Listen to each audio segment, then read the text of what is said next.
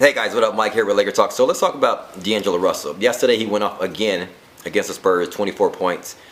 2 games, 2 days in a row going over 20 points. Quite impressive. So the big question is, Mike, is he still a bust? Now, I didn't even see the game yesterday, but I was checking the scores, and then I get my notifications on Twitter.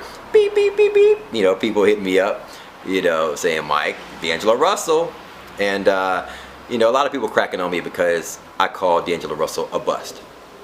So the big question is, do I still think he's a bust?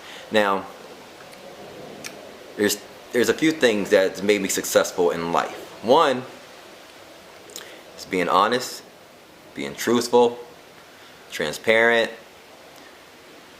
having a strong opinion, having strong proposals, and having facts to back those up.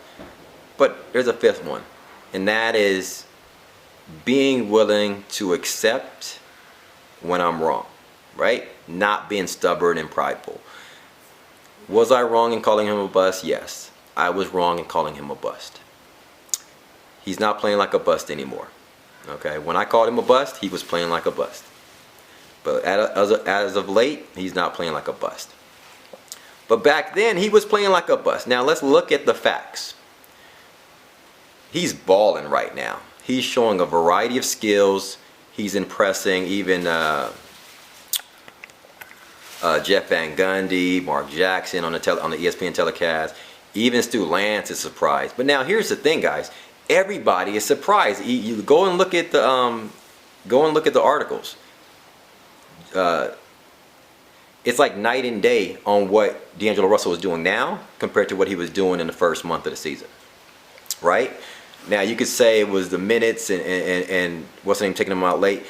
If you look at the quotes from even Kobe Bryant, Byron Scott is saying, like, this is what I wanted to see from him. Basically, he's saying he wanted him to be aggressive. So if you look at the early part of the season, when DAngelo Russell was coming down the court, passing the ball, not really being involved in the offense, I don't think that was Byron Scott's plan, to be honest with you. Kobe Bryant even came out yesterday and said it looks like he's ready and we need to see consistency from him. So Kobe Bryant saying that. Not only that, Stu Lance in the telecast, in the Time Warner telecast, Stu Lance, who is a long-time Laker legend, was like, this is what we expected to see from DAngelo Russell. James Worthy, Robert Horry was like, this is what we were expecting from him. You go down the list. There's articles on LA Times. Basically, and also, DAngelo Russell himself came out yesterday and said, early part of the season, I was thinking too much. He goes, now I'm just playing. So yesterday he came out basically saying, it seemed like he was like, Kobe, I don't care if you're on the court. I'm about to put up 30 shots. I'm about to put up 30 shots today. And dude was confident, hitting 5 for 10 of 3-pointers. He was 9 for 23, but that's about average, for like stars, and like, around 40%, something like that. That's about what Russell Westbrook and those guys kind of, when they jack up, over 20 shots, they're going to do about 40%.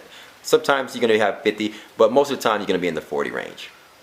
But so that was a decent.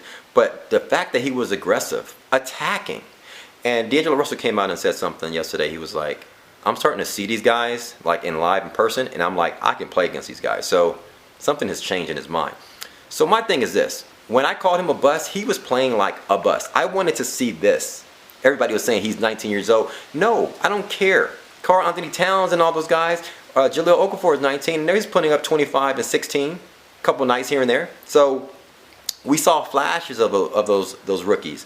And so that's why I wanted to see flashes of DAngelo Russell. So when I called him a bust, I was calling him a bust because he was playing like a bust. But though I misspoke in that sense, and I was being harsh on him, and he is, and I have to take my words back. And I was wrong in that sense because he's not a bust anymore.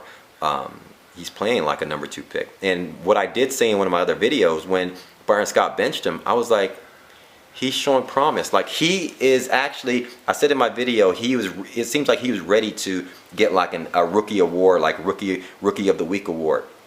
And it seems that way.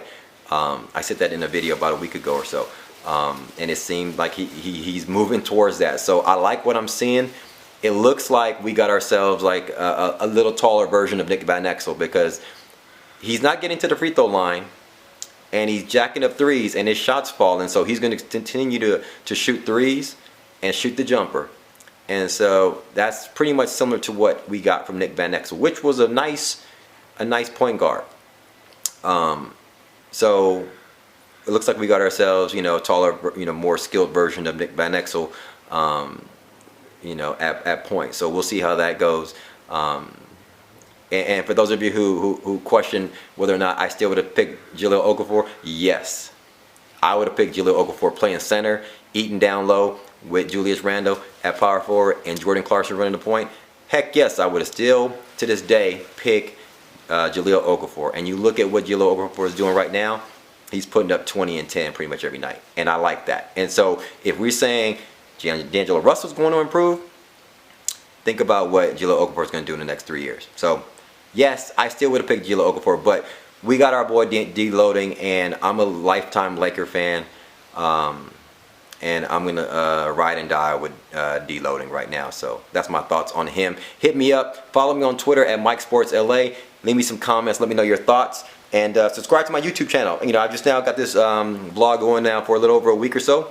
Probably a couple weeks now. And putting a video pretty much almost every other day or so on Laker Talks, just giving my opinions. And my site's growing a little bit.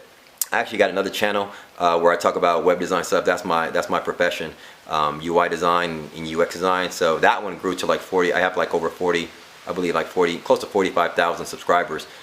This channel's growing too. So I hope to grow this channel and continue to put out my opinions and just chat with the Laker fans and things like that. So hit me up, leave me some comments, subscribe to my YouTube channel, and hit me up on Twitter at MikeSportsLA. All right, guys, we'll talk soon. Peace.